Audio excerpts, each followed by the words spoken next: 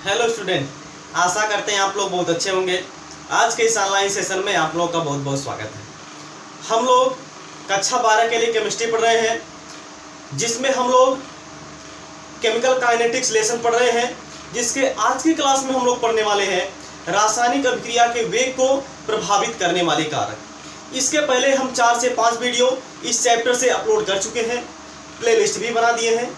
Playlist में आप लोग जाइए और उसको देख लीजिए, ताकि आप लोगों का जो बेसिक है वो कंप्लीट हो जाए, तो आगे आप लोगों को ज़्यादा समझ में आएगा। बात समझ में आ गई ना? जैसे होता है ना कि जब पिछला वाला क्लास नहीं देखे रहते हैं तो आगे वाला नहीं समझ में आता है। बात समझ में आ गई ना? जब बेसिक नहीं तैयार रहता है तो आपका आगे भी समझ में नहीं आता, तो सेम टू सेम वही हाल है। तो भैया आप लोग पहले जा करके प्लेलिस्ट में केमिकल काइनेटिक्स यानी रासायनिक बलगतिकी जो है कि शुरुआत से आप लोग देख लीजिए, शुरुआत से आप देखिए, इसके बाद आप इस वीडियो पे पहुंचिए तो आप लोगों को बहुत ही बेहतरीन तरीके से समझ में आएगा। ठीक है ना? वैसे तो हम पूरी तरीके से समझाने का प्रयास करेंगे, लेकिन आप लोगों को थोड़ी सी भी अगर समस्या हो रही है तो भैया आप लोग पहले पिछला क्लास देख लीजिए, इसके बाद आप इस पे आइए, तो हम पूरा गारंटी देते हैं कि आप लोगों को पूरे का पूरा समझ में आएगा, आप लोगों को कहीं भी समझ में यानी कि समस्या नहीं होगी। बात समझ में आ गई ना? चलिए अब हम लोग इस क्लास की शुरुआत करते हैं। इसमें हम लोग क्या पढ़ेंगे? रासायनिक अभिक्रिया के वेग को प्रभावित करने वाले कारक। मतलब कि जो अभिक्रिया होती है उसका जो वेग होता है, कितनी रासायनिक यानी कि कितने वेग से कोई रासायनिक अभिक्रिया चल रही है, उसको प्रभावित करने वाले कौन कौन से कारक हैं। मतलब कि अगर हम ताप लगा देंगे तो अभिक्रिया, कोई भी अभिक्रिया तेज होगी या फिर स्लो होगी, फास्ट होगी या फिर स्लो होगी। अगर हम उसकी सांद्रता में परिवर्तन कर दें तब अभिक्रिया के वेग पर क्या प्रभाव पड़ेगा। अगर हम दाब में परिवर्तन कर दें यानी कि दाब बढ़ा दें या फिर घटा दें तब अभिक्रिया के वेग पर क्या प्रभाव पड़ेगा। बात समझ में आ गई ना? या फिर अगर हम कोई कैटलिस्ट लगा दें, जिसको हम लोग हिंदी में उत्प्रेरक बोलते हैं, उत्प्रेरक अगर हम लगा दें तब अभिक्रिया के वेग पर क्या प्रभाव पड़ेगा। ये भैया क्या होता है, आज की क्लास में हम लोग इसी के बारे में डिस्कशन करने वाले हैं। ठीक है ना? चलिए देखिए, तो पहला फैक्टर, पहला जो प्रभावित करने वाले कारक है वो आपका क्या है? ताप का प्रभाव। क्या भैया? ताप का प्रभाव यानी कि इफेक्ट ऑफ टेम्परेचर। क्या है? इफेक्ट ऑफ टेम्परेचर यानी कि ताप का प्रभाव। देखिए, ताप जो होता है किसी रासायनिक अभिक्रिया को कैसे प्रभावित करता है, एक चीज आप अपने दिमाग में रखिए हमेशा।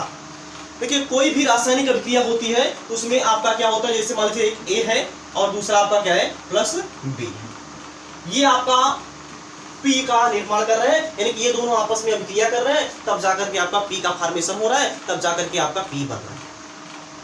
अब यहाँ पे ए और बी जो है वो आपस में जब तक कोलाइड नहीं करेंगे, ए और बी आपस में जब तक टकराएंगे नहीं, तब तक पी का फॉर्मेशन नहीं करेंगे।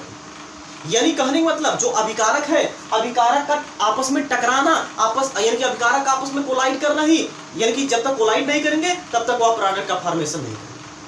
यानी कि ये टकराना अभिकारक का बहुत ही ज्यादा जरूरी है। अगर टकराएंगे नहीं तो ये आपका क्या हो जाएगा, प्रोडक्ट का फॉर्मेशन नहीं हो पाएगा। बात समझ में आ गई ना?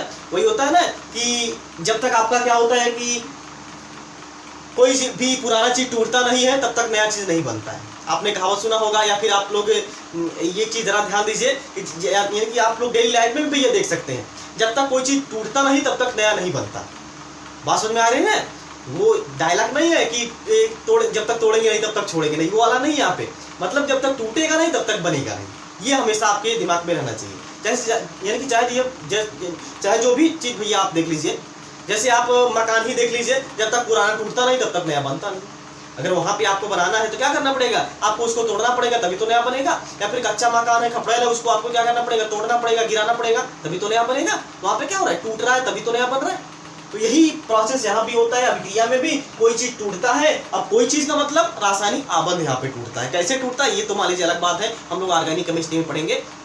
ठीक है, लेकिन यहाँ पे ये चीज ध्यान दीजिए, ए और बी आपस में तभी यहाँ पे अभिक्रिया करके पी का फॉर्मेशन करेंगे, जब तक ये आपस में टकराएंगे नहीं तब तक ये रासायनिक अभिक्रिया नहीं करेंगे।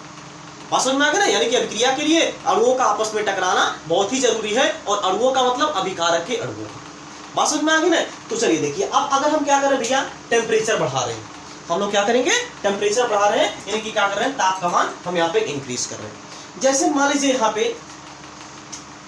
यहाँ पे हमने कोई पात्र लिया था, यहाँ पे हमने कोई पात्र लिया था, इस पात्र में मान लीजिए ये आपके मॉलिक्यूल है, ये जो भी हमने यहाँ पे पदार्थ लिया था ये मान लीजिए उसके मॉलिक्यूल है। अब ये जो मॉलिक्यूल है ये आपस में क्या करेंगे, कोलाइड करेंगे। कोलाइड करेंगे तभी यहाँ पे प्रोडक्ट का फॉर्मेशन करेंगे। लेकिन यहाँ पे ये देखिए ये क्या है, शांत है, एकदम शांतिपूर्वक बैठे हुए हैं, यानी कि थोड़ा बहुत कोलाइड भी कर रहे हैं। लेकिन अगर हम क्या कर दें, यहाँ पे अगर हम आग लगा दें, क्या कर दें, आग लगा दें, वाह बहुत बढ़िया शब्द है, क्या करते हैं भैया, आग लगा दें। अगर हम इसमें क्या करें, अगर हम इसमें आग लगा दें, वही है ना कि भैया आपके मन में हमेशा आग लगी रहनी चाहिए, आपके दिमाग में हमेशा आग लगी रहनी चाहिए। और किसके प्रति आग लगी रहनी चाहिए, पढ़ाई के प्रति हमेशा आग लगी रहनी चाहिए। बात समझ में आ गई ना, तभी आप सक्सेस होंगे, तभी आप कुछ कर पाएंगे। तो हमेशा अपने अंदर वो जुनून रखिए, अपने अंदर वो क्षमता रखिए किसी भी काम को करने का, ठीक ना। तो मान लीजिए यहाँ पे आप क्या कर रहे हैं, आग लगा रहे हैं। इसमें जब आप आग लगा देंगे तो क्या हो जाएगा, ये आपका जो पार्टिकल है, जो भी यहाँ पे कण है, ये आपस में क्या करने लगेंगे, इधर उधर मोशन करने लगेंगे, इधर उधर गति करने लगेंगे, इधर उधर गति करने लगेंगे। और गति करने के कारण जितनी तेजी से गति करेंगे उतनी तेजी से भैया ये आपस में टकराएंगे। और अभी हमने आपको यह बताया कि जब जितनी अधिक तेजी से या फिर जितने मॉलिक्यूल जितने अधिक तेजी से आपस में कोलाइड करते हैं, इतने अधिक तेजी से आपस में टकराते हैं, उसकी अभिक्रिया की गति क्या होती है, उतनी ही तेज होती है। बात समझ में आ गई ना। ये आपका टकराना बहुत जरूरी है, और जितना अधिक तेजी से टकराएंगे उस अभिक्रिया की दर क्या होगी, उतनी ही ज्यादा होगी, उस अभिक्रिया का जो वेग होगा वो उतना ही ज्यादा होगा। तो आप क्या किए, जब इसमें आप आग लगाए, जब इसमें आप टेम्परेचर दिए, इसको ये आपस में क्या करने लगे, कोलाइड करने लगे, और तेजी से कोलाइड करने लगे, और अधिक तेजी से टकराने लगे। टकराने के कारण यानी जितनी अधिक तेजी से टकराएंगे, अभिक्रिया का वेग क्या होगा, उतना ही ज्यादा होगा। अगर आप क्या करेंगे, इसको गर्म करते जाए, टेम्परेचर आप क्या करते, बहुत ज्यादा इंक्रीज कर दें। क्योंकि भाई आप शरारती तो है ही, आप तो मानेंगे है नहीं कि थोड़ा सा अगर हम टेम्परेचर देंगे तो ये हो जाएगा अभिक्रिया, तो हम लोग रुक जाए, नहीं। आप तो शरारती हैं, हम तो जानते हैं, अरे भाई बच्चे सभी लोग शरारती होते हैं बचपन में, ठीक है, हम भी बहुत शरारतें किए हैं, ये तो बात अलग है, ठीक है। ये आपका है, लेकिन यहाँ पे आप टेम्परेचर देते जा रहे हैं, इसके मॉलिक्यूल जो होंगे आपस में बहुत तेजी से कोलाइड करने लगेंगे, और जितनी अधिक तेजी से कोलाइड करेंगे, ये आपका जो अभिक्रिया का वेग होगा उतना ही ज्यादा बढ़ जाएगा। यानी कि यहाँ पे आप क्या देख रहे हैं कि ताप बढ़ाने पर अभिक्रिया का वेग क्या हो जाता है, बढ़ जाता है। लेकिन आप ये चीज ध्यान दीजिए, अगर हम 10 डिग्री सेल्सियस, ये जो हमने यहाँ पे मॉलिक्यूल लिया है, अगर इसका हम 10 डिग्री सेल्सियस ताप बढ़ा दें, क्या करें, 10 डिग्री सेल्सियस आप अगर हम ताप बढ़ा दें, तो जो अभिक्रिया का वेग होता है यह 2 से 3 गुना बढ़ जाता है। 2 या 3 गुना जो है कि क्या कर जाता है, बढ़ जाता है। अगर हम 10 डिग्री सेल्सियस टेम्परेचर बढ़ाते हैं तब, बात समझ में आ गई ना। तो आप समझ सकते हैं टेम्परेचर कितना बड़ा रोल अदा करता है। अरे भाई आप डेली लाइफ में ही देख लीजिए, जैसे आपको क्या करना है, नमक को पानी में घोलना है या फिर चीनी को पानी में घोलना है, तो आप क्या करेंगे, वैसे नॉर्मल पानी में रख करके वैसे वेट करते रहेंगे, टुकुर टुकुर ताकते रहेंगे, वो पानी में जल्दी नहीं घुलेगा। लेकिन अगर आप चाह रहे हैं उसको जल्दी से घोल दें, आप क्या करते हैं, नीचे से उसको आग लगा देते हैं, मतलब नीचे उसको क्या करते हैं, गर्म कर देते हैं। जब गर्म करते हैं तो नमक या फिर जो चीनी आपने घोल रखा है वो पानी में जल्दी से घुल जाता है। तो ऐसा क्यों होता है, क्योंकि वहां पे अभिक्रिया करने की दर क्या होगी, बढ़ गई, मॉलिक्यूल उसके आपस में अधिक तेजी से कोलाइड करने लगे। वाटर और सोडियम क्लोराइड के यानी कि नमक के मॉलिक्यूल आपस में ज्यादा तेजी से कोलाइड करने लगेंगे, और जितनी अधिक तेजी से कोलाइड करेंगे उतने ज्यादा आपका क्या हो जाएगी, अभिक्रिया होगी। जितने ज्यादा आप टेम्परेचर देंगे उतने जल्दी आपका नमक पानी में जल्दी से घुलेगा। बात समझ में आ गई ना। तो ये आपका होता है। तो समानता ये देखा जाता है कि अगर हम 10 डिग्री सेल्सियस ताप बढ़ा देते हैं तो अभिक्रिया का जो वेग होता है वो 2 से 3 गुना जो कि इंक्रीज कर जाता है, 2 से 3 गुना जो कि भैया बढ़ जाता है, ठीक है ना। इसको अब हम लोग यहाँ पे लिख देते हैं ताकि आप लोगों को कोई भी समस्या ना हो, ठीक है ना। ताप का प्रभाव, ताप बढ़ाने पर अभिक्रिया का वेग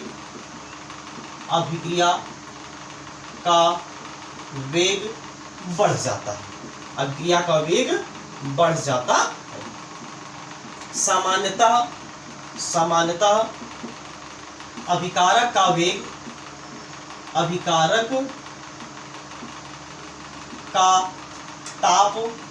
अभिकारक का ताप 10 डिग्री सेल्सियस बढ़ाने पर अभिक्रिया का वेग 2 से 3 गुना बढ़ जाता है। बात समझ में आ गई ना। यानी अगर हम इसको लिखना चाहें यहाँ पे छोटे शब्दों में, यानी कि एक लाइन में अगर हम इसका आंसर देना चाहें तो एक लाइन में इसका आंसर क्या हो जाएगा कि हम क्या करेंगे, ताप बढ़ाएंगे, यानी कि ताप क्या होगा, बढ़ेगा, ताप जो होगा वो बढ़ेगा तो अभिक्रिया का वेग भी क्या हो जाएगा, बढ़ जाएगा। यानी कि ताप प्रोपोर्शनल टू हो जाएगा अभिक्रिया का वेग, बात समझ में आ गया ना। ये आपका है टेम्परेचर, अगर आप क्या करेंगे इंक्रीज करेंगे तो आपका अभिक्रिया का वेग क्या होगा इंक्रीज करेगा, यानी अभिक्रिया का वेग भी क्या होगा भैया। इसको आप नोट करिए, इसके बाद हम दूसरे फैक्टर की तरफ आगे बढ़ेंगे।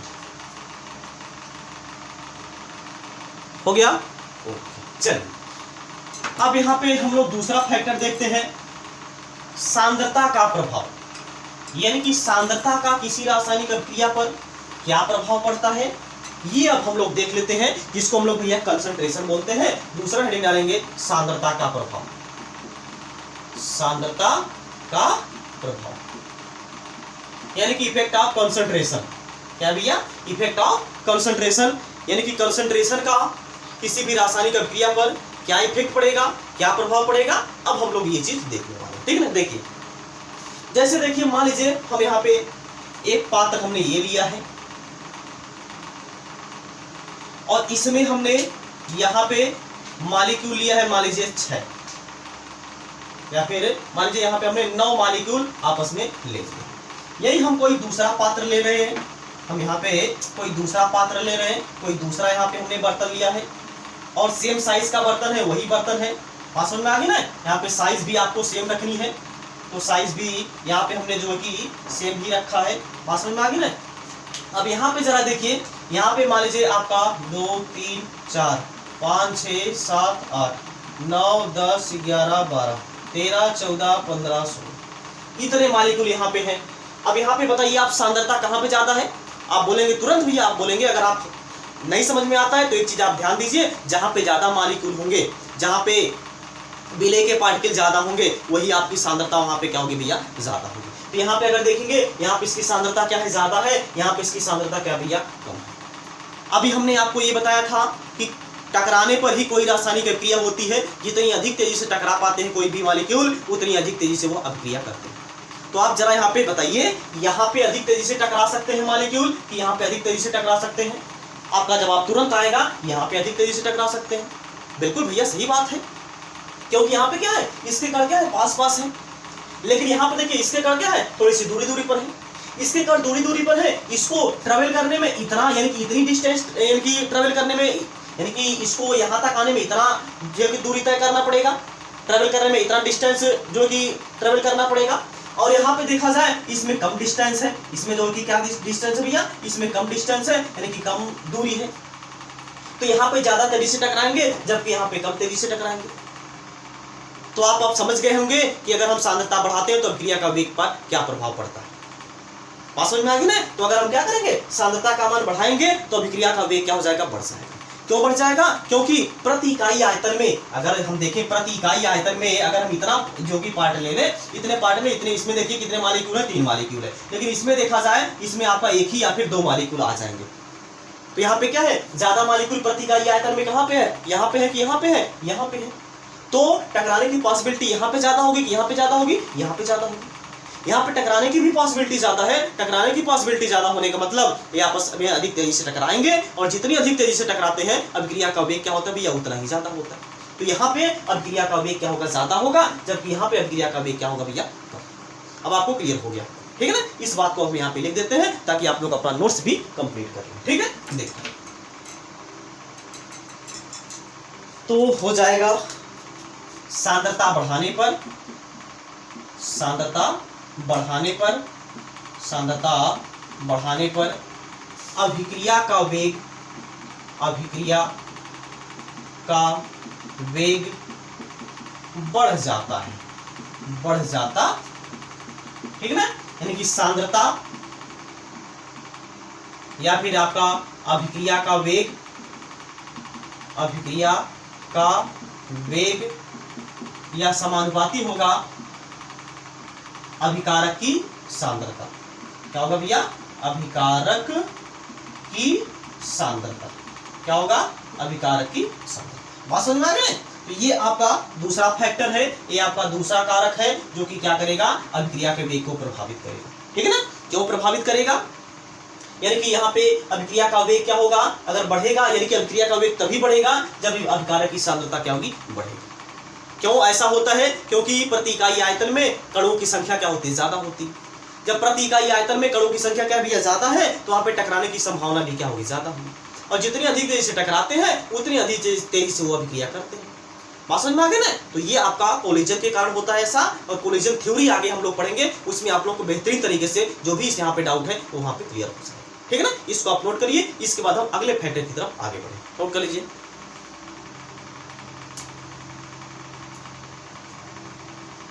हो गया? चलिए अगला हम लोग तीसरा देखते हैं। जो तीसरा यहाँ पे फैक्टर होगा वो क्या होगा भैया? दाब का प्रभाव। तीसरा आपका कौन सा फैक्टर होने वाला है? दाब का प्रभाव। दाब का प्रभाव यानी कि effect of pressure. Effect of pressure. देखिए अगर गैसीय पदार्थ है, अगर गैसीय पदार्थ है तो वहां पे अगर हम क्या करेंगे? दाब का मान बढ़ाएंगे। क्योंकि आप जानते हैं जो गैस के मॉलिक्यूल होते हैं वो बहुत दूर दूर होते हैं।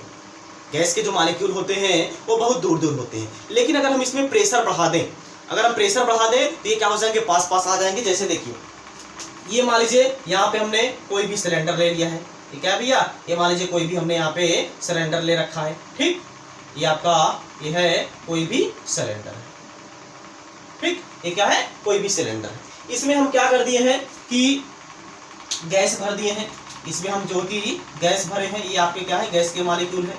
ऐसे ऐसे यहाँ पे जो कि गैस के मॉलिक्यूल है, ठीक? जो कि क्या होंगे? यहाँ पे बहुत पास पास होंगे, क्योंकि यहाँ पे आयतन क्या है? बहुत ही कम है।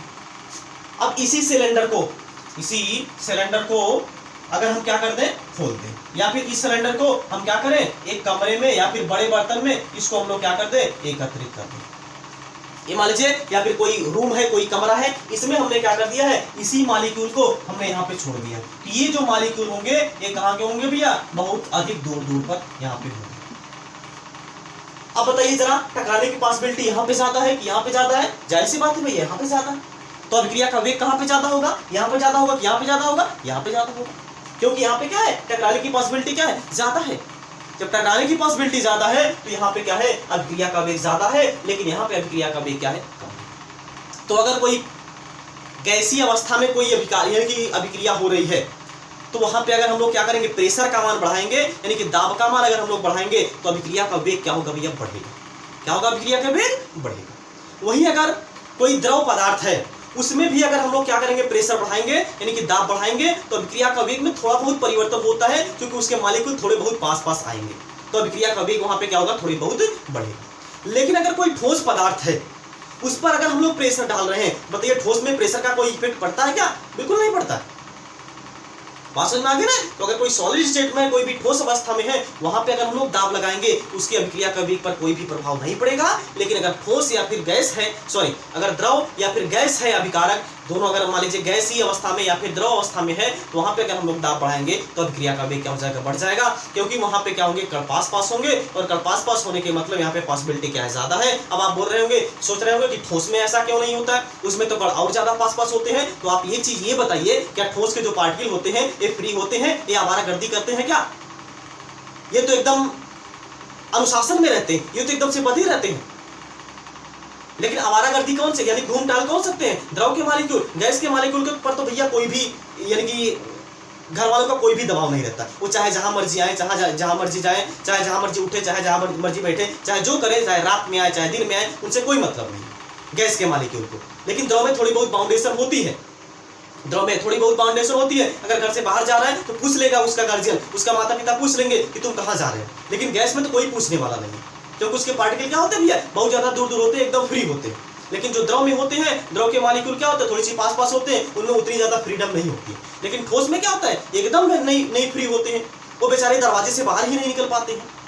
बात समझ में आ गया ना? ये चीज होता है यहाँ पे, तो उस पर कोई भी इफेक्ट नहीं पड़ेगा प्रेशर का। लेकिन अगर सॉलिड यानी कि अगर गैसीय अवस्था में है या फिर द्रव अवस्था में अगर कोई भी पदार्थ है वो अभिक्रिया करता है, उसकी अभिक्रिया का वेग क्या होगा? बढ़ेगा, अगर हम प्रेशर बढ़ाएंगे तो।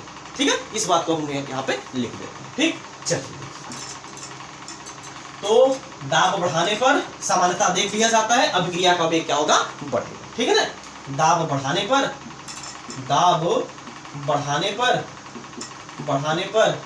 अभिक्रिया का वेग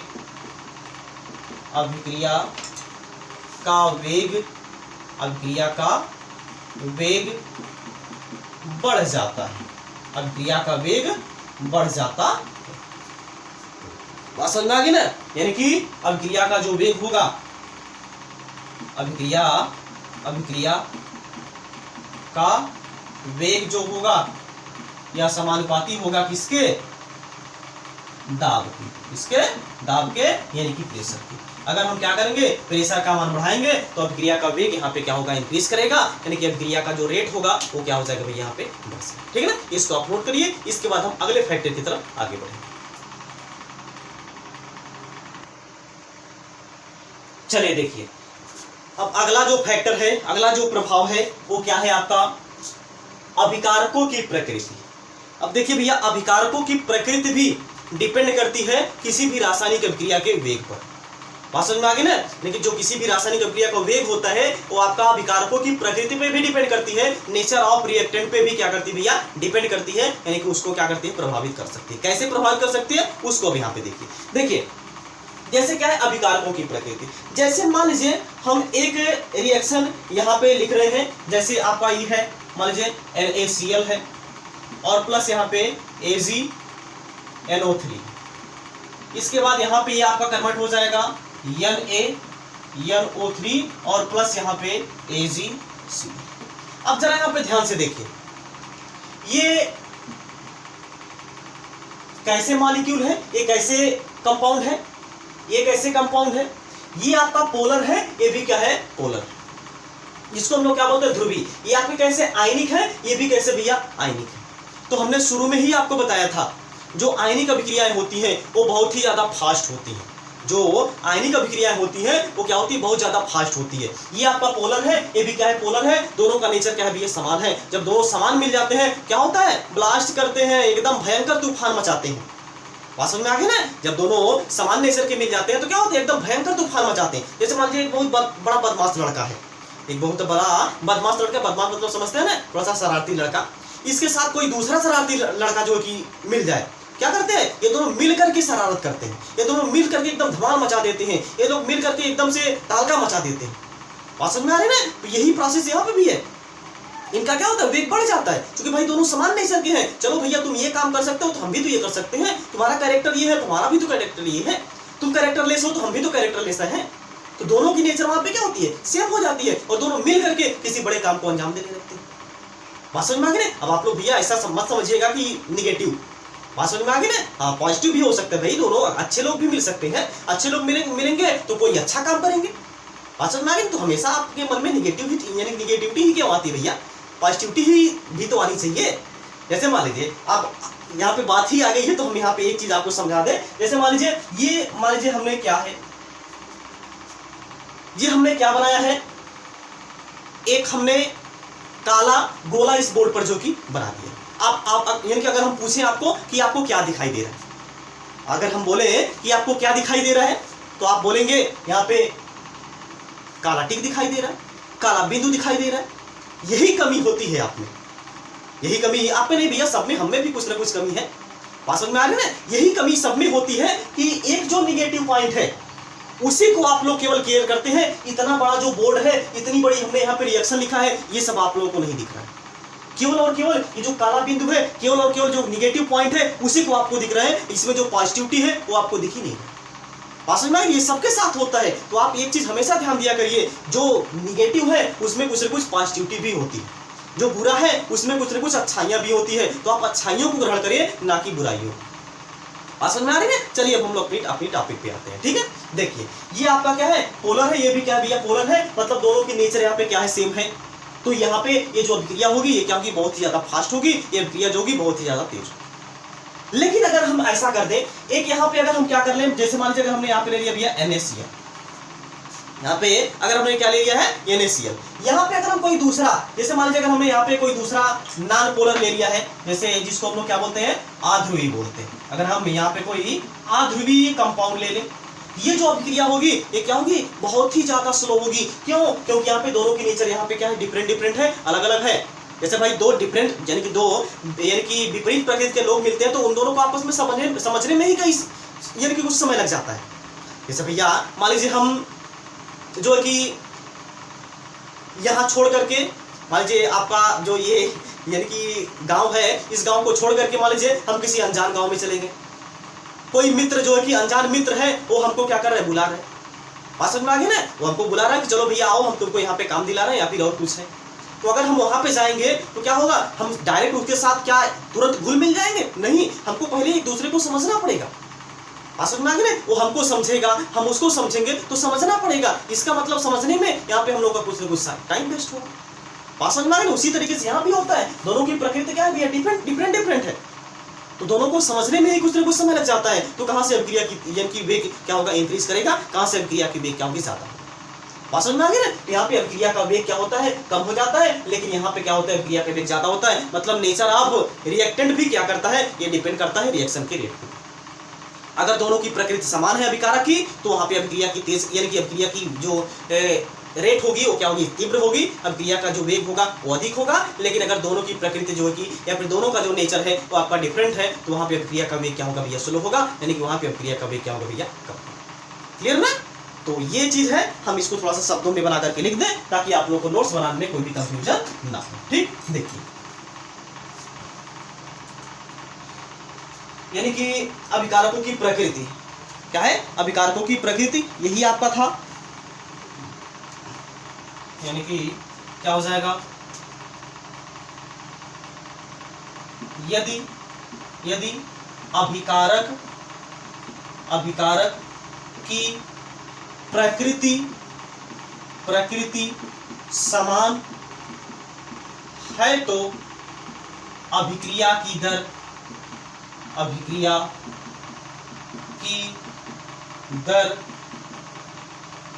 बढ़ जाती है, अभिक्रिया की दर बढ़ जाती। बात समझ में आ गई ना, यानी कि अगर अभिकारक की प्रकृति क्या है, समान है, तो अभिक्रिया की दर यहाँ पे क्या हो जाएगी, बढ़ जाएगी। वही अगर विपरीत है प्रकृति तो वहां पे क्या हो जाएगा, अभिक्रिया की दर जो है कि कम हो जाएगी, यानी कि घट जाएगी। ठीक है ना, इसको आप नोट करिए, इसके बाद हम अगले पॉइंट की तरफ आगे बढ़ेंगे। चलिए देखिए, अगला जो है फैक्टर वो क्या है, पृष्ठीय क्षेत्रफल। क्या भैया, पृष्ठीय क्षेत्रफल। बात समझ में आ गई ना, यानी कि सरफेस एरिया जो होता है वो किसी भी रासायनिक अभिक्रिया के वेग को कैसे प्रभावित करता है, पृष्ठीय क्षेत्रफल किसी भी रासायनिक अभिक्रिया को कैसे प्रभावित करता है, ये अब हम लोग देखने वाले हैं। देखिए जैसे आप क्या करिए,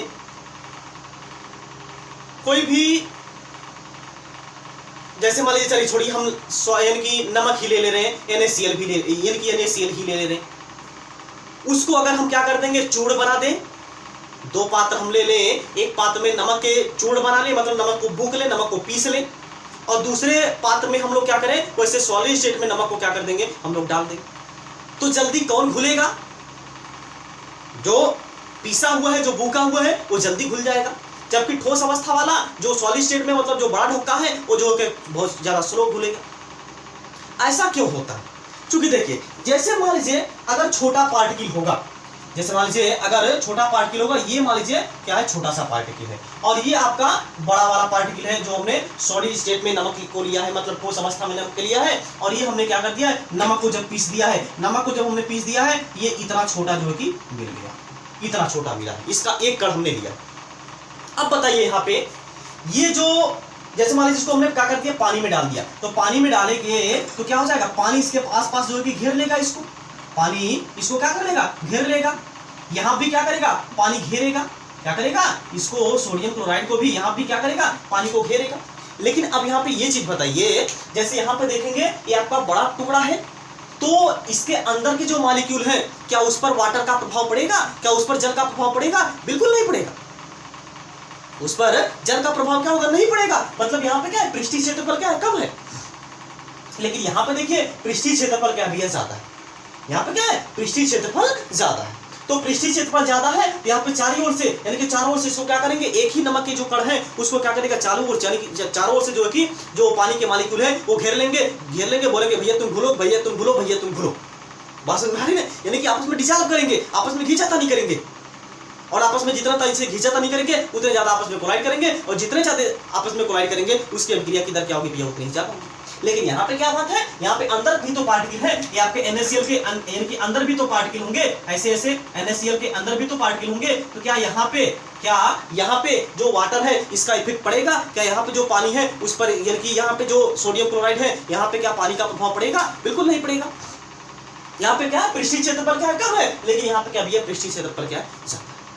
तो पृष्ठीय क्षेत्रफल बढ़ने पर अभिक्रिया की दर क्या हो जाती है भैया, बढ़ जाती है, यानी कि इंक्रीज कर जाता है। इसको हम लोग यहाँ पे लिख लेते हैं। तो आप लोग लिखिए, पृष्ठीय क्षेत्रफल बढ़ने पर, पृष्ठीय क्षेत्रफल बढ़ने पर, ब्लैक से ही लिख दे रहे हैं, ठीक है ना, पृष्ठीय क्षेत्रफल बढ़ने पर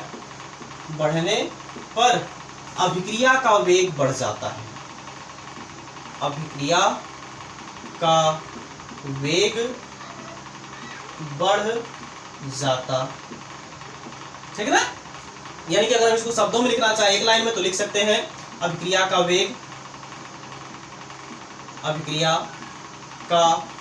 वेग ये समानुपाती होगा इसके पृष्ठीय क्षेत्रफल, इसके भैया पृष्ठीय क्षेत्रफल। मतलब कि पृष्ठीय क्षेत्रफल जितना ज्यादा होगा अभिक्रिया का वेग क्या होगा भैया, उतना ही ज्यादा होगा, उतना ही अधिक। बात समझ में आ गई ना? इसको आप नोट करिए, इसके बाद हम अगले फैक्टर की तरफ आगे बढ़ें।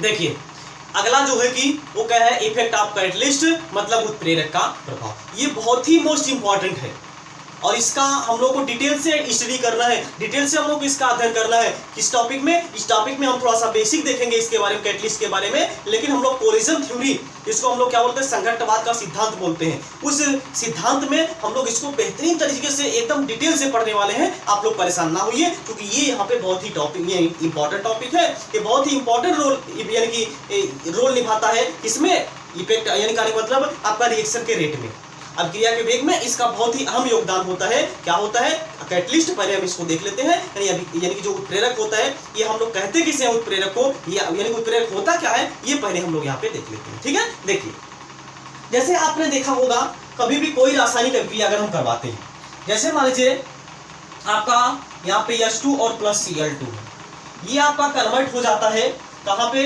इसमें आपका HCl में कन्वर्ट हो जाता है, ये HCl में जो कि कन्वर्ट हो जाता है। लेकिन आपको यहाँ पे देखने में तो बहुत आसान लग रहा होगा कि भैया यहाँ पे हम क्या कर रहे हैं, H2 और Cl2 को मिला दे रहे हैं, इसके बाद यानी कि जो 2HCl है ये बहुत आसानी से यानी कि बन जा रहा है।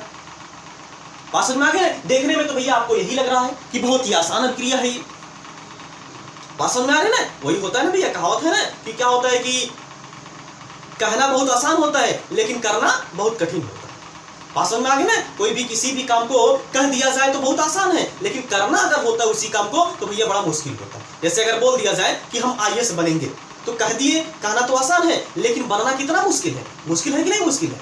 बात समझ में आ गई ना? तो ये चीज होता है, तो कहना तो आसान होता है लेकिन करना उस काम को बहुत ज्यादा मुश्किल होता है। उसी तरीके से यहाँ पे देखने में आपको लग रहा है ये बहुत ही आसान अभिक्रिया है, सिंपल, इसमें कुछ हो ही नहीं रहा है भैया। हमने क्या कर दिया, हाइड्रोजन और ऑक्सीजन को लिया, इसके बाद उसको आपस में खबर दिया, मिक्स कर दिया, मिक्स करने के बाद यहाँ पे 2HCl का अपने आप फॉर्मेशन हो गया। लेकिन ये जो अभिक्रिया होती है, हमने तो यहाँ पे लिख दिया कि ये तुरंत बन गया, लेकिन ये अभिक्रिया तुरंत नहीं बनती है, क्योंकि यहाँ पे हमको क्या करना पड़ता है, कैटलिस्ट यूज करना पड़ता है, हम लोग यहाँ पे उत्प्रेरक यूज करना पड़ता है। और यहाँ पे जो उत्प्रेरक होता है वो होता है Hν, जिसको हम लोग क्या बोलते हैं, फोटॉन बोलते हैं, जिसको हम लोग क्या बोलते हैं, सूर्य का प्रकाश बोलते हैं। सूर्य का प्रकाश इस पे डाला जाता है, तब जाकर के ये 2HCl का फॉर्मेशन करती है। बात समझ में आ गया ना? तो ये आपका, अगर हम यहाँ पे Hν का उपयोग ना किए होते तो क्या ये अभिक्रिया होती? नहीं होती, बहुत स्लो होती, एकदम मरेले की तरह से होती।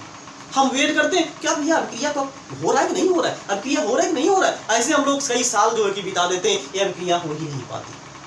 बात समझ में आ गई ना? क्योंकि हमको क्या चाहिए, बहुत जल्दी रिजल्ट चाहिए, बहुत जल्दी हम लोगों को जो कि परिणाम चाहिए। इसके लिए हम लोग यहाँ पे क्या करते हैं भैया, Hν का उपयोग कर लेते हैं। Hν जैसे ही आता है यह अभिक्रिया थोड़ी सी फास्ट हो जाती है, आपका क्या बन जाता है, 2HCl का तुरंत फॉर्मेशन हो जाता है। इसके आने से तुरंत इसमें खलबली मच जाती है, यानी कि जो Hν है इसके आते ही तुरंत ये जो आपका H2 और Cl2 है इसमें खलबली मच जाती है, ये खड़बड़ाने लगते हैं आपस में, खड़बड़ाने के कारण ये आपस में कोलाइड करने लगते हैं। और कोलाइड करने लगते हैं। अभी हमने आपको क्या बताया था, जितनी अधिक तेजी से कोलाइड करेंगे, जितनी अधिक तेजी से टकराएंगे, वो रासायनिक अभिक्रिया का वेग क्या होगा भैया, उतना ही ज्यादा होगा। जब इसमें खलबली मचेगी, जब ये आपस में कोलाइड तेजी से करेंगे, तब क्रिया का वेग बढ़ेगा कि नहीं बढ़ेगा, बिल्कुल बढ़ेगा।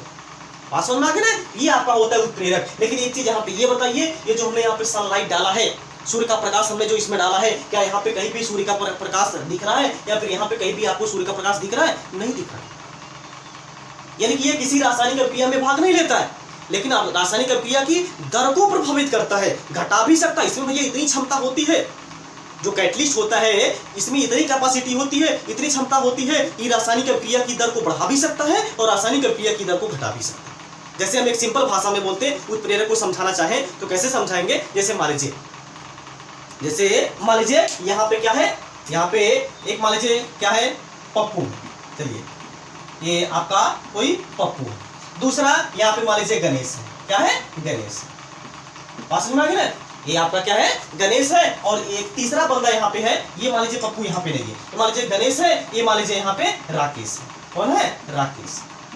ये राकेश और गणेश जो है कि आपस में क्या है, दोनों के बहुत अच्छा संबंध है, दोनों एक दूसरे के, यानी क्या मतलब दोनों भाई, दोनों क्या है, ब्रदर। हम यहाँ पे लिख दे रहे हैं, ये क्या है यहाँ पे, दोनों एक दूसरे के क्या है, भाई है, दोनों एक दूसरे के क्या है, ब्रदर। अब कोई तीसरा पर्सन यहाँ पे कौन है भैया, पप्पू है। ये कौन है, पप्पू है। बात समझ में आ गई ना, पप्पू जो है कि बहुत ही बेकार लड़का है, पप्पू जो है कि बहुत ही नालायक लड़का है। बात समझ में आ गई ना, ये चीज आपको ध्यान दीजिए। राकेश और गणेश जो है कि आपस में बहुत ज्यादा जमती है, मतलब दो लोग क्या है, भाई है, और भाई भाई में क्या होता है भैया, उनका रिश्ता होता है। तो भैया वहाँ पे वो दोनों आपस में क्या होते हैं, बहुत ज्यादा रिलेटिव तो रहते ही हैं। बात समझ में आ गई ना, कभी कभी भाई यानी कि भाई भाई में झगड़ा हो जाता है, तो भैया ऐसा ना करिए, क्योंकि देखिए आपका जैसे किसी के कहने पर आपस में कुछ लोग क्या करते हैं, भाई भाई ही लड़ जाते हैं। पास में वही सेम टू सेम यहाँ पे कहानी है, हम यहाँ पे अभी आपको बताने वाले हैं। ठीक है, हम बता दें, उसके बाद फिर आप लोग को समझ में आ जाएगा। ठीक है, देखिए ये क्या है। अब जैसे ये पप्पू है, इधर से गया गणेश के पास। पप्पू जो है कि इससे भी दोस्ती बनाया है और इससे भी दोस्ती बनाया है, मतलब राकेश के पास भी जा सकता है और गणेश के पास भी जा सकता है। बात समझ में आ गई ना, कोई ऐसी बात हो गई, पप्पू जो है कि ज्यादा देर तक गणेश के साथ बिताने लगा, तो यहाँ पे क्या होगा, गणेश को मान लीजिए बोल दिया कि झूठे ही बोल दिया गणेश को कि गणेश तुम्हारा भाई जो राकेश है वो तुमको ऐसा बोल रहा था, वो तुमको गाली दे रहा था। बात समझ में आ रही है, यानी कि इसके अंदर ये जो पप्पू है ये निगेटिविटी पैदा कर रहा है। बात समझ में आ रही है। इसके बाद फिर इधर से आया यहाँ पे अपने, यानी कि यहाँ पे आया, पहले गया गणेश के पास, बोल दिया कि तुमको राकेश जो है कि गाली दे रहा था, तुमको राकेश जो है कि ऐसा बोल रहा था। इसके बाद फिर इधर चला आया पप्पू जो है कि राकेश के पास भी चला आया, इसके बाद यहाँ पे राकेश के पास चला आया, इसके बाद यहाँ पे आकर के बोल रहा है कि भैया तुमको पप्पू यानी कि जो गणेश है वो तुमको गाली दे रहा था। बात को समझिएगा, जब पप्पुआ है यहाँ पे बहुत ही शरारती है, बहुत ही खुरापाती है यहाँ पे पप्पुआ। बात समझ में आ गई ना, यहाँ से क्या जा रहा है, राकेश के पास भी जा रहा है, बोल रहा है कि तुमको जो कि गणेश ऐसा बोल रहा था, गाली दे रहा था। इसके बाद इधर गणेश के पास भी चला आता है, बोल रहा है तुमको राकेश जो कि गाली दे रहा। तो क्या कर दिया यहाँ पे, ये जो पप्पू है ये क्या कर दिया, दोनों भाई को आपस में लड़ा दिया, दोनों भाई को आपस में झगड़ा करवा दिया। अब दोनों भाई आपस में क्या कर लेंगे भैया, झगड़ने लगेंगे। तुम हमको ऐसा क्यों बोले, तो हमको कैसा, यानी कि ऐसा क्यों बोल दिए, तुम हमको गाली क्यों दे रहे थे, आपस में जो कि बहस छिड़ गई। अब यहाँ पे देखिए क्या, ये जो पप्पुआ है, ये जो कमीनवा था पप्पुआ, यहाँ पे सॉरी हमने गाली भी दे दिया, ठीक है, क्योंकि भाई जब तीसरा ये कोई पर्सन झगड़ा लगाने का काम करता है तो गाली निकल ही जाता है। आप लोग भी गाली दे देंगे, ठीक है, जो झगड़ा लगाने वाले होते हैं, जो चमचागिरी करते हैं। बात समझ में आ गया ना। हाँ, तो ये जो पप्पू है यहाँ पे क्या कर देगा, इसके पास यानी कि इसके पास चला जाएगा, इसको बोल देगा ये तुमको गाली दे रहा था, ये तुमको गाली दे रहा था, मतलब दोनों में क्या कर दिया, इसने झगड़ा लगा दिया। लेकिन क्या पप्पू इस झगड़े में भाग लिया, क्या ये जो पप्पू है ये क्या यानी कि इस झगड़े में भाग लिया, झगड़ा लगा करके अपना किनारे होकर के देखेगा टुकुर टुकुर, वाह भाई क्या मजा आ रहा है, दोनों भाई आपस में लड़ रहे हैं, मजा लेगा नहीं, यानी मजा लेगा कि नहीं मजा लेगा, क्योंकि भाई इससे कोई लेना देना नहीं है। ये दोनों को आपस में यानी कि इतना बढ़िया रिश्ता था, इस बढ़िया से बढ़िया रिश्ता को ये गणेश यानी कि जो पप्पू था वो मारा एकदम चौपट कर दिया। बात समझ में आ गई, ये दोनों आपस में लड़ने झगड़ने लगे। लेकिन क्या ये पप्पू जो है कि ये गणेश और राकेश के बीच झगड़े में कहीं यानी कि जा रहा है क्या, झगड़ा कर रहा है क्या बीच में जाकर के, नहीं। लेकिन ये क्या कर दिया, झगड़ा करवा दिया, मतलब क्या कर दिया, झगड़े की दर को क्या कर दिया, बढ़ा दिया। बात समझ में आ गई। तो यहाँ पे ये जो पप्पू है क्या झगड़े में भाग लिया है, नहीं झगड़े में भाग नहीं लिया है, मतलब ये क्या है, एक प्रकार का उत्प्रेरक है। यही तो भैया उत्प्रेरक में भी होता है। देखिए यहाँ पे आपका क्या है, H2 और Cl2 था, ये आपका 2HCl था। तो क्या यहाँ पे आपका HNO जो हमने डाला है, क्या यहाँ पे HNO इसमें और इसमें कहीं पे भी आपको दिख रहा है? मतलब इसका कोई रोल नहीं यहाँ पे अभिकारक और उत्पाद में इसका कोई रोल नहीं होता है। लेकिन क्या करता है, उसकी रेट को क्या करता है, इंक्रीज करता है, उसकी दर को क्या करता है, बढ़ाता है। वही हाल यहाँ पे पपुआ का था, क्या कर दिया, दोनों में झगड़ा लगा दिया, लेकिन झगड़े में खुद शामिल नहीं हुआ, झगड़े में खुद पार्टिसिपेट नहीं किया, झगड़े में खुद भाग नहीं लिया, लेकिन क्या कर दिया, उसके झगड़े की दर को बढ़ा दिया, झगड़े की दर को बढ़ा दिया। मतलब ये पप्पू क्या है, एक प्रकार का कैटलिस्ट है, एक प्रकार का उत्प्रेरक है। बात समझ में आ गई ना। अब कुछ कैटलिस्ट ऐसे भी होते हैं जो क्या करते हैं, अभिक्रिया की दर को घटा भी देते हैं, होता है ना। कुछ लोग ऐसे भी होते हैं जो क्या करते हैं, झगड़े की दर को कम भी कर सकते हैं। अगर यही जो पप्पू है, ये अगर दोनों में झगड़ा हुई होती तो अगर ये समझा बुझा करके दोनों को अगर अलग कर देता तो क्या होता, यहाँ पे दोनों के बीच का जो झगड़ा है वो शांत हो जाता कि नहीं हो जाता। जैसे मान लीजिए अगर पहले से इन दोनों में थोड़ी सी खटपट हुई होगी तो ये आपका जो पप्पू है दोनों को समझा बुझा करके आपस में एक कर देता तो क्या होता है, वहां पे झगड़ा शांत हो जाता है, नहीं हो जाता। वहां पे क्या करता है, ये झगड़े की दर को कम कर दे रहा है, मतलब झगड़े की दर को क्या कर दे रहा है, कम कर दे रहा है, स्लो कर दे रहा है। उसी तरीके से कुछ उत्प्रेरक ऐसे भी होते हैं जो क्या करते हैं, अभिक्रिया की दर को क्या करते हैं, कम कर देते हैं, यानी कि अभिक्रिया की दर को घटा देते हैं। बात समझ में आ गई ना। तो उत्प्रेरक आपके दो प्रकार के होते हैं, एक होते हैं धनात्मक उत्प्रेरक, एक होते हैं ऋणात्मक उत्प्रेरक। धनात्मक उत्प्रेरक जैसे ये पप्पू है, ये क्या करेगा, झगड़ा को बढ़ाएगा, ये आपका क्या कहलाएगा, धनात्मक उत्प्रेरक कहलाएगा। लेकिन ये जो पप्पू है, ये अगर झगड़ा की दर को क्या करेगा, घटाएगा, तो ये आपका क्या हो जाएगा, क्या हो जाएगा, ऋणात्मक उत्प्रेरक कहलाएगा। बात समझ में। अब इसको भैया आप लोग पॉलिटिक्स से मत जोड़िएगा, हम लोग हाथ जोड़ रहे हैं, बात समझ में आ गई ना। पॉलिटिक्स से आप इसको मत जोड़िएगा, बस केवल एक आपको समझाने का तरीका था कि आप लोग को अगर कैटलिस्ट नहीं समझ में आता है, आप इसी तरीके से बेहतरीन तरीके से इसको समझ सकते हैं। बात समझ में आ गई ना। तो ये आपका होता है कैटलिस्ट। बात समझ में आ गई ना। अब आपको समझ में आ गया होगा उत्प्रेरक क्या होता है, क्या होता है। एक बार हम शब्दों में इसको बता दें कि किसी भी रासायनिक अभिक्रिया यानी कि उत्प्रेरक वह बाह्य कारक होता है जो किसी भी रासायनिक अभिक्रिया में स्वयं भाग नहीं लेता है, लेकिन रासायनिक अभिक्रिया की दर को परिवर्तित कर देता है, वही क्या कहलाता है, कैटलिस्ट कहलाता है, वही क्या कहलाता है भैया, उत्प्रेरक कहलाता है। बात समझ में आ गई ना। ये तो हो गया उत्प्रेरक। अब उत्प्रेरक आपके दो प्रकार के होते हैं, एक होते हैं धनात्मक उत्प्रेरक, एक होते हैं ऋणात्मक उत्प्रेरक। अगर धनात्मक उत्प्रेरक है तो क्या करेगा, अभिक्रिया की दर को बढ़ाएगा, वही अगर ऋणात्मक उत्प्रेरक है तो क्या करेगा, अभिक्रिया की दर को घटा देगा, यानी कि अभिक्रिया की दर को क्या कर देगा, कम कर देगा, यानी अभिक्रिया के वेग को क्या कर देगा भैया, घटा देगा। बात समझ में आ गई ना। इसको हम लोग शब्दों में लिख लेते हैं और अच्छी तरीके से और बेहतरीन तरीके से हम लोग इसको कोलिजन थ्योरी में पढ़ेंगे। बात समझ में आ गई ना। इसको आप थोड़ा सा नोट कर लीजिए, पप्पू और गप्पू को, राकेश और को। इसके बाद हम थोड़ा सा इसको शब्दों में लिख दें ताकि आप अपने नोट्स में इसको छाप लें, आप नियमित अपने नोट्स में इसको कॉपी कर सके, आप अपने नोट्स में इसको डाउनलोड कर सके। ठीक है, इसको आप नोट कर लीजिए।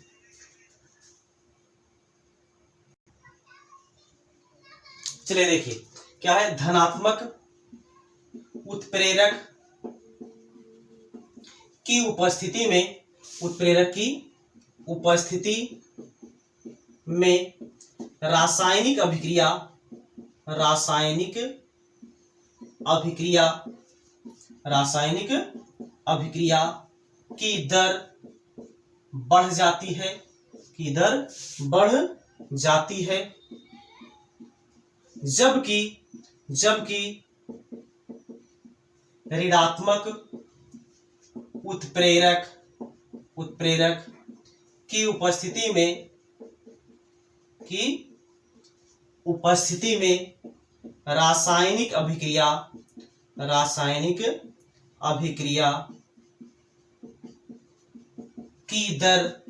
की दर घट जाती है। बात समझ में आ गई ना। क्या है कि धनात्मक उत्प्रेरक की उपस्थिति में रासायनिक अभिक्रिया की दर बढ़ जाती है, जबकि ऋणात्मक उत्प्रेरक की उपस्थिति में रासायनिक अभिक्रिया की दर क्या हो जाती है, घट जाती है, यानी कि कम हो जाती है। ऐसा क्यों होता है, इसको हम लोग कोलिजन थ्योरी में पढ़ेंगे। एक बार पहले आप इसको नोट कर लीजिए। हो गया, ओके। तो आज की क्लास जो कि हम लोग यहीं पे समाप्त करेंगे। ये हमने अच्छे तरीके से आप लोगों को समझाया। तो आप एक काम करिए, इस क्लास को अपने सभी मित्रों के साथ शेयर कर दीजिए। ठीक, इसी के साथ हम लोग मिलते हैं नेक्स्ट क्लास में। तब तक आप लोग जहां भी रहिए, स्वस्थ रहिए, मस्त रहिए और अपने माता पिता का ख्याल रखिए। जय हिंद, जय भारत।